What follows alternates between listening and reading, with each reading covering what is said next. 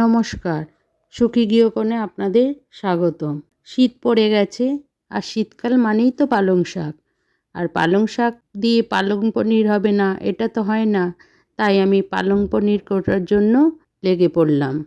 পালং পনির করার জন্য আমি 2 আঁটি পালং শাক, 300 মতো পনির, একটা বড় পেঁয়াজ, একটা বড় টমেটো, কয়েকটা কাঁচা লঙ্কা, কয়েক কোয়া রসুন আর 1 টুকরো আদা নিয়ে নিচ্ছি।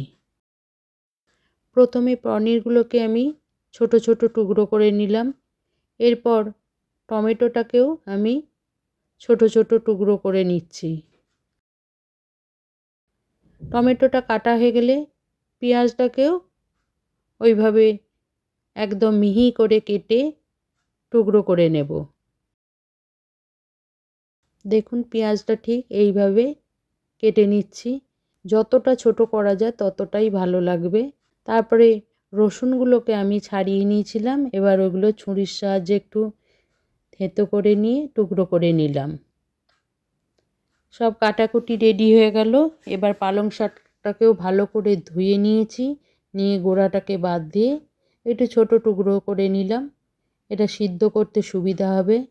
আর একটু ভালো করে ধুয়ে নিয়ে আমি কড়াইয়ে দিয়ে দিলাম সিদ্ধ করার জন্য। একটু অল্প নুন দিয়ে আমি একটু সিদ্ধ করে নিচ্ছি। একটা ঢাকনা দিয়ে দিচ্ছি, এতে তাড়াতাড়ি সিদ্ধ হয়ে যাবে। দেখুন সিদ্ধ হয়ে গেছে, অনেকটা জলও বেরিয়েছে। আমি একটা আলাদা বোল নিয়ে নিলাম, তাতে কিছুটা বরফের টুকরো দিয়ে দিচ্ছি। আর ওই বরফের টুকরোর মধ্যে আমি পালং শাকটা ঠান্ডা করার জন্য দিয়ে দিচ্ছি। এই বরফটা দেওয়ার জন্য পালং শাকের যে সবুজ কালারটা, এটা একরকম থাকবে, কালারের কোনো হেরফের হবে না। আমি জল চিপে চিপে মিক্সার জারে দিয়ে দিচ্ছি। এর সঙ্গে কয়েকটা কাঁচা লঙ্কা আর কিছুটা ধনেপাতা দিয়ে আমি ভালো একটা মিহি পেস্ট করে নেব। এর মধ্যে কয়েকটা বরফের টুকরো দিয়ে আমি পেস্ট করে নিচ্ছি পালং শাকটাকে। দেখুন পালং শাকের কালারটা একরকম আছে। এবার আমি অন্যদিকে একটা কড়াই বসিয়ে তাতে সাদা তেল গরম করে নিয়ে ওর মধ্যে শুকনো লঙ্কা, গোটা গরম মশলা যেমন এলাচ, দারচিনি দিয়ে দিচ্ছি, আর কিছুটা সাদা জিরেও ফোড়নে দিয়ে দিচ্ছি। ফোড়নটা হয়ে গেলে ওর মধ্যে কুচনো পেঁয়াজটা দিয়ে কিছুক্ষণ নাড়াচাড়া করব যতক্ষণ না কালারটা চেঞ্জ হচ্ছে। এরপর রসুন কুচনোটা দিয়ে দিচ্ছি, তারপর দেব টমেটো কুচি। টমেটো কুচিটা দেওয়ার পর আবার নাড়াচাড়া করব ভালো করে। এটাও যখন কালারটা অনেকটা চেঞ্জ হয়ে আসবে তখন ওর মধ্যে আমি দেব নুন আর রেগুলার মশলা, হলুদ গুঁড়ো, ধনে গুঁড়ো, কাশ্মীরি লঙ্কা আর ঝাল লঙ্কার গুঁড়ো দিয়ে ভালো করে মশলাটা কষিয়ে নেব। মশলাটা এদিকে হতে থাক, আমি একটা কথা আপনাদের বলতে ভুলে গেছি। আমি অন্যদিকে একটা বাটিতে গরম জল করে তাতে কিছুটা নুন দিয়ে সেই পনিরের টুকরোগুলো ভিজিয়ে রেখেছি। এদিকে দেখুন মশলাটা অনেকটা কষে এসেছে, তেল ছেড়ে দিয়েছে। এবার আমি পালং শাকের পেস্টটা দিয়ে দিচ্ছি। পালং শাকের পেস্টটা দিয়ে খুব ভালো করে কষাতে হবে। যতক্ষণ না পালং শাকের কালারটা একটু চেঞ্জ হয় ততক্ষণ কষিয়ে যেতে হবে। আর এই পালং শাক যত কষাবেন তত টেস্টটা বাড়বে।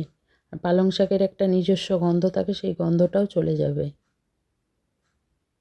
আর মিক্সার জারটা আমি ধুয়ে জলটা দিয়ে দেব।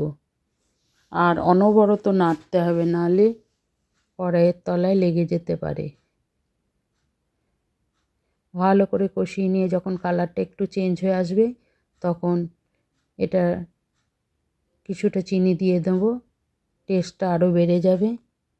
আপনাদের যদি চিনি খান দেবেন, না খেলে না দিলে হবে, তবে চিনিটা দিলে টেস্টটা অনেকটা বেড়ে যায়।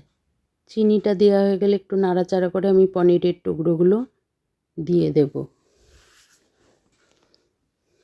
পনিরের টুকরোগুলো দেওয়ার পর হালকা হাতে নাড়াচাড়া করতে হবে, নাহলে পনিরগুলো ভেঙে টুকরো হয়ে যাবে, আরও টুকরো টুকরো হয়ে যাবে। একটু উপর থেকে ফ্রেশ ক্রিম দিয়ে দিলে খুবই ভালো হতো, কিন্তু এই মুহূর্তে আমার কাছে ফ্রেশ ক্রিম নেই। আমি ওপর থেকে কিছুটা ধনেপাতা কুচি আর কিছুটা কস্তুরি মেথি দিয়ে হালকা হাতে নাড়াচাড়া করে নেব। এই কস্তুরি মেথি আর ধনেপাতাটা দিয়ে আর একটু আমি নাড়াচাড়া করে আমি এটা নামিয়ে নেব। প্রায় হয়েই এসেছে দেখুন। এবার আমি অন্য একটি পাত্রে নামিয়ে নিচ্ছি। দেখুন হয়ে গেছে। এবার পরোটার সঙ্গে আমি সার্ভ করে দেব। আপনারাও করে দেখবেন। পালং পনিরটা পরোটার সঙ্গে খেতে খুব ভালো লাগে, লুচির সঙ্গেও ভালো লাগে। আপনারা করে খেয়ে দেখবেন। আমার ভিডিওটি যদি আপনাদের ভালো লেগে থাকে তাহলে আপনারা একটা লাইক দিয়ে শেয়ার করে দেবেন, আর আমার চ্যানেলটা সাবস্ক্রাইব করতে ভুলবেন না। আপনারা সকলে ভালো থাকবেন, সুস্থ থাকবেন, খুশিতে থাকবেন। নমস্কার।